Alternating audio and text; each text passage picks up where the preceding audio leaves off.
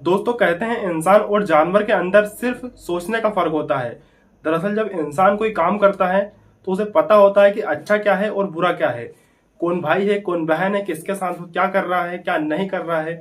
जबकि जानवर में सोच विकसित नहीं हो पाई और यह पता नहीं होता है उन्हें कि किसके साथ वो क्या कर रहे हैं, सामने वाला कौन है, अच्छा कौन है, बुरा क्या कौन है, भाई कौन है, बहन कौन है। इसलिए इंसान और जानवरों में सिर्फ सोचने का फर्क होता है। उन्हें सिर्फ सोच से महसूस किया जा सकता है, उनकी सोच के द्वारा उन्हें इंसान और जानवर की कैटेगरी में रखा जाता है। आज की कहानी में आपको जो सुनाने जा रहा हूँ, इस कहानी में कुछ ऐसा ही होता है। देखने में तो बिल्कुल इंसान जैसे लगते हैं वो, लेकिन उनके जो काम होते हैं बिल्कुल जानवरों जैसे काम होते हैं। उन्होंने बिल्कुल नहीं सोचा समझा कि वो जो करने जा रहे हैं वो वाकई गलत होता है। एक गाड़ी 7 घंटे तक लगातार हाईवे पर दौड़ती रहती है और उसमें जो लड़की बैठी हुई थी वह लगातार चीख रही थी, चिल्ला रही थी। और उस चीखने और चिल्लाने की आवाज़ों को बंद करने के लिए, शांत करने के लिए गाड़ी के अंदर साउंड बहुत तेजी के साथ बजाया जाता है ताकि उसकी चीखने और चिल्लाने की आवाज़ साउंड में दब जाए।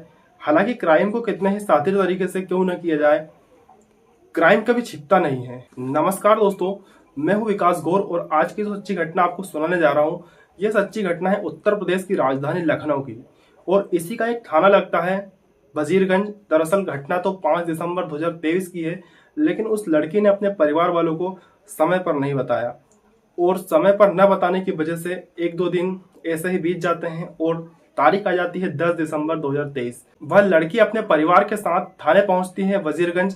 वजीरगंज थाने जाने के बाद उसके ऊपर जो आप बीती हुई थी वह उसने पूरी कहानी अपने मुंह से बयां की। दरअसल वो लड़की बताती है कि वह एक शहर के नामी ग्रामीण कॉलेज होता है वहां पढ़ती है। उम्र लगभग उसकी 19 साल के आसपास होती है। पिता पीसीएस अधिकारी हैं जिनकी पोस्टिंग लखनऊ के अंदर ही होती है।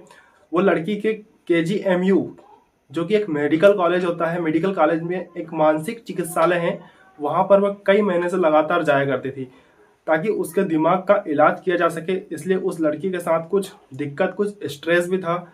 उस स्ट्रेस को खत्म करने के लिए वो केजीएमयू में जाया करती थी और एक दिन यानी कि 5 दिसंबर 2023 को जब वो डॉक्टर के पास जाती है, उसका अपॉइंटमेंट था और अपॉइंटमेंट के बाद वो जैसे ही केजीएमयू के बाहर निकलती है, बाहर निकलने के बाद एक चाय की टपरी होती है, चाय की टपरी पर बैठकर वो अक्सर चाय पिया करती थी। क्योंकि कई बार ऐसा होता था जब वो वक्त से पहले मेडिकल कॉलेज में पहुंच जाया करती थी तो वक्त बिताने के लिए वह कहीं ना कहीं खड़ी हो जाया करती थी, कहीं ना कहीं बैठ जाया करती थी। इसलिए चाय की टपरी पर आना जाना उसका लगातार होता है। चाय की टपरी चलाने वाला और कोई नहीं बल्कि सत्यम मिश्रा होता है। जो चाय की टपरी चलाता है उसका नाम सत्यम मिश्रा होता है। वो सत्यम मिश्रा से बोलती है कि भैया चाय बना दो, और चाय बनाने के लिए वो लड़का जैसे ही लग जाता है तभी वह कहती है कि भैया मेरा जो मोबाइल है वो बिल्कुल डिस्चार्ज हो चुका है। घर वाले हो सकता है कि मुझे फ़ोन लगा रहे होंगे, फ़ोन ट्राई कर रहे होंगे, लेकिन वो परेशान हो रहे होंगे क्योंकि मेरा फ़ोन बंद हो चुका है। क्या आप मेरे फ़ोन को चार्जिंग पर लगा सकते हो? उसने कहा दीदी कोई दिक्कत परेशानी नहीं है मुझे, आप अपना मोबाइल मुझे दीजिए, सामने जो एम्बुलेंस खड़ी हुई है उस एम्बुलेंस में तुम्हारा मोबाइल में चार्ज लगा देता हूँ। वह मोबाइल को चार्ज लगाता है और वो कहता है आप जितनी देर में चाय पियोगी उतनी देर में शायद आपका मोबाइल भी थोड़ा बहुत चार्ज हो जाएगा, जिससे आप घर पर संपर्क कर सकते हो और फिर घर जाकर अपने मोबाइल को आप चार्ज कर लेना। फिर उस लड़की को तसल्ली होती है क्योंकि वो कई महीने से यहाँ पर आ रही थी। जब भी वो आती थी तो यहाँ आकर सत्यम के पास ही चाय पी लिया करती थी और ठीक वैसे ही होता है। लड़का उस लड़की को लेकर पास में खड़ी एम्बुलेंस के पास जाता है और जाने के बाद उसके मोबाइल को चार्जिंग पर लगा देता है।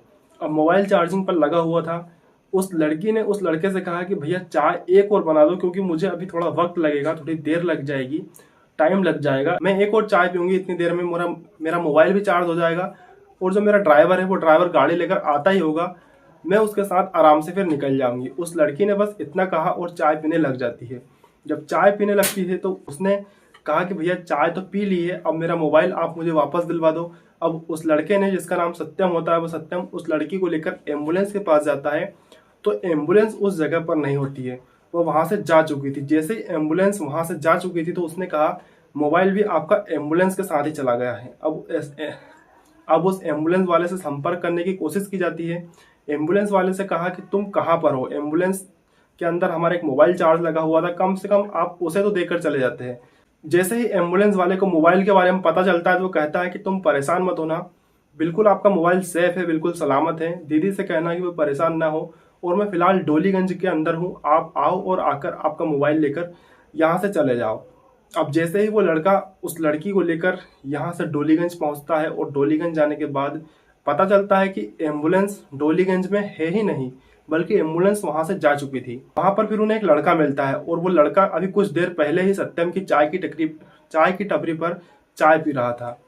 उस लड़के को देखकर उस लड़की ने कहा कि यह भैया तो वही चाय की दुकान पर चाय पी रहे थे। वो कहता है कि हाँ, ये मेरा दोस्त ही है चाय की दुकान पर, यह भी थोड़ा परेशान हो गया था आपके मोबाइल को लेकर, लेकिन आप परेशान मत हो। इस एम्बुलेंस वाले से फिर पूछा कि एम्बुलेंस कहाँ पर है, तो वो कहता है कि एम्बुलेंस अब आईटी चौराहे के पास पहुंच चुकी है, इसलिए अब तुम्हारा मोबाइल आईटी चौराहे के पास आपको मिलेगा। परेशान होने की बिल्कुल जरूरत नहीं है, आप यहाँ पर आ जाओ और आईटी चौराहे से आपका मोबाइल लेकर जाओ। इतने में वहां पर एक वैगनआर कार आती है और जो सत्यम होता है वो कहता है कि आप बिल्कुल परेशान मत हो, मेरे दोस्त ने ये कार लेकर आ चुका है, इस कार से हम बहुत ही जल्दी आईटी चौराहे पर पहुंच जाएंगे। इसलिए वो कार के अंदर बैठ जाते हैं और आईटी चौराहे की तरफ निकल जाते हैं। और सत्यम कहता है वैसे भी तुम्हारा मोबाइल काफी हद तक अब चार्ज हो गया होगा। अब ठीक ठाक तरीके से वो तीनों लोग गाड़ी से आईटी चौराहे की तरफ जाते हैं। पहला जो लड़का होता है जिसका नाम सत्यम होता है, दूसरा लड़का होता है जिसका नाम असलम होता है, जो कि बाजार खाला एक जगह लगती है वहां का रहने वाला होता है, और तीसरा जो लड़का कार लेकर आया था जिसका नाम होता है मोहम्मद सुहेल, जो कि बाजार खाला का ही रहने वाला होता है। और तीन लड़के एक लड़की को लेकर आईटी चौराहे की तरफ चले जाते हैं। लेकिन जैसे ही आईटी चौराहे की तरफ वो जाते हैं, वहां जाकर देखते हैं तो वहां पर भी एम्बुलेंस नहीं मिलती है। अब एम्बुलेंस जब नहीं थी तो लड़की थोड़ा परेशान हो जाती है। वो अभी तक समझ नहीं पा रही थी। उन्होंने कहा कि बाराबंकी की जो रास्ता है, रोड है, एम्बुलेंस उधर की तरफ गई है, चलो अब उधर चलते हैं। अब वो लड़की वैगनआर कार के अंदर उन तीन लड़कों के साथ बाराबंकी इलाके की तरफ चली जाती है। वहां पर एक सफेदाबाद एक जगह लगती है। काफी वक्त हो चुका था, यानी कि 2-3 घंटे बीत चुके थे। उस लड़की को काफी ज्यादा भूख लगी थी। तभी उस सत्यम ने कहा कि दीदी, अगर आपको परेशानी ना हो, कोई नाराजगी ना हो, तो हम कुछ खाना वाना यहाँ खा सकते हैं। थोड़ा सा खाना खा लो, तसल्ली हो जाएगी आपको, फिर आपका मोबाइल भी जल्दी ही मिल जाएगा। अब उस लड़की को ढाबे पर लेकर जाते हैं, वहां पर खाना खाने लग जाते हैं। खाना खाते खाते उस लड़की को वापस कार में लेकर आते हैं। जैसे ही कार में लाते हैं तो उस लड़की को खाना खाने के बाद उसकी हालत बिल्कुल पहले जैसे नहीं थी, बल्कि ऐसा लग रहा था कि उसे बहुत ज़्यादा नींद आ रही हो। यानी कि उस लड़की को खाने के साथ कुछ पीने की ऐसी नशीली चीज़ दे दी गई थी, ऐसा नशीला पदार्थ भी लाया गया था, जिससे कि उस लड़की की हालत अब उसके काबू में नहीं थी। वह पहले जैसे बिल्कुल भी नहीं थी, वह पूरी तरीके से बेकाबू हो चुकी थी। और उन लड़कों ने उस लड़की के साथ बदतमीजी करना शुरू कर दिया। उस लड़की ने विरोध करना शुरू किया। जैसे ही उस लड़की ने विरोध किया, उन्होंने कार के शीशे ऊपर चढ़ा लिए ताकि आवाज न जा सके, और कार पूरी तरीके से साउंड प्रूफ हो जाती है, उसमें से आवाज बिल्कुल भी बाहर नहीं जाती है। लेकिन इसी बीच में उन्होंने कहा कि इसकी आवाज को दबाने के लिए उन्होंने फिर गाड़ी के अंदर बहुत तेज साउंड सिस्टम चलाना शुरू कर दिया, गाने सुनने शुरू कर दिए और गाड़ी को हाईवे की तरफ लेकर जाते हैं। और जैसे ही हाईवे पर गाड़ी चल रही थी, लगातार चलते चलते इन्होंने लड़की के साथ बारी बारी से गंदा काम करना शुरू कर दिया। और जब उनका मन नहीं भरा तो लगभग 6 से 7 घंटे तक वो गाड़ी हाईवे पर ही चलती रहती है और वो बारी बारी से उसके साथ बदतमीजी कर रहे थे। तभी उस लड़की को 7 से 8 घंटे के बाद मुंशीलाल एक जगह है, वहां पर उसे छोड़ दिया जाता है। लड़की अपने वहां से सीधा सहेली के घर जाती है। वह समझ नहीं पा रही थी जब उसे होश आता है कि उसके साथ क्या हुआ है क्या नहीं हुआ है। उस लड़की ने अपनी सहेली से अपनी पूरी आपबीती बताई। उसने कहा कि अगर ये बात लोगों को पता चलती है, परिवार वालों को पता चलती है, तो बहुत ज़्यादा दिक्कत हो जाएगी, परेशानी हो जाएगी, समस्या खड़ी हो जाएगी। इसके बाद वो लड़की अपने घर जाती है, जिसका घर शहर का विभूति खंड गोमती नगर इलाका है, जो शहर का सबसे पॉश इलाका है। वहाँ पर ज़्यादातर अधिकारी ही रहते हैं। अब अपने घर जाती है, लेकिन माँ इस लड़की की परेशानी और इसकी दिक्कत को समझ जाती है। माँ बार बार पूछ रही थी, बेटा तुम्हारे साथ क्या हुआ है, तुम थोड़ा दिक्कत में लग रही हो, परेशानी में लग रही हो। उस लड़की ने बार बार बहाने बनाना शुरू कर दिया।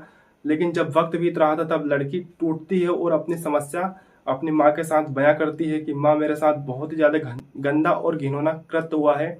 मेरे साथ KGMU जो मेडिकल कॉलेज है उसके सामने जो चाय की टपरी लगाता है, सत्यम नाम का एक लड़का है, जिसके पास पहले भी कई बार वह चाय पीने जा चुकी है। उसके दोस्तों ने और उसने मिलकर उसके साथ कुछ गंदा और घिनौना कृत्य किया है। फिर वे 10 दिसंबर 2023 को जब थाने जाते हैं तो थाने में जाने के बाद अपनी समस्या को बताते हैं। पुलिस इस मामले को बहुत ही गंभीरता के साथ लेती है और गंभीरता के साथ लेने के बाद उस सत्यम को, साथ ही उसके जो 2 दोस्त होते हैं, मोहम्मद सुहेल और मोहम्मद असलम, इनको गिरफ्तार किया जाता है। गिरफ्तार करने के बाद वो कहानी बयां करते हैं मोबाइल चार्जिंग का बहाना करके, जिस तरह से उन्होंने इस लड़की के साथ गंदा और घिनौना कृत्य किया था।